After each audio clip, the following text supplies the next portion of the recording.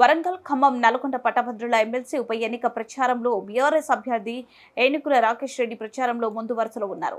Sitting పట్టభద్రుల MLC స్థానాన్ని దక్కించుకోవడమే లక్ష్యంగా ఇప్పటికే ఉమ్మడి ఖమ్మం, నల్గొండ, వరంగల్ జిల్లాలో ముమ్మరంగా ప్రచారం చేస్తున్న రాకేష్ రెడ్డి ఈ సందర్భంగా బీఆర్ఎస్ శ్రేణులను, ఎమ్మెల్యేలను, మాజీ ఎమ్మెల్యేలను, ఎమ్మెల్సీలను, ఎంపీలను, మాజీ ఎంపీలను, జెడ్పీ చైర్పర్సన్లను, అన్ని వర్గాల టీఆర్ఎస్ శ్రేణులను కలుస్తూ మార్నింగ్ వాక్ లో ఓటర్లను కలుస్తూ ఓట్ల వేటలో ముందడుగు వేశారు. శుక్రవారం ఖమ్మం, భద్రాద్రి జిల్లాలోని సత్తుపల్లి, మధిర, కొత్తగూడెం, పాలేరు, వైరా, ఖమ్మం, పినపాక, భద్రాచలం తదితర నియోజకవర్గాల్లో ఎంపీ వద్దిరాజు రవిచంద్ర, ఎమ్మెల్సీ తాత మధుసూదన్తో కలిసి ఆయా నియోజకవర్గ ఇన్ఛార్జీల సహకారంతో ముమ్మరంగా ప్రచారం నిర్వహించారు.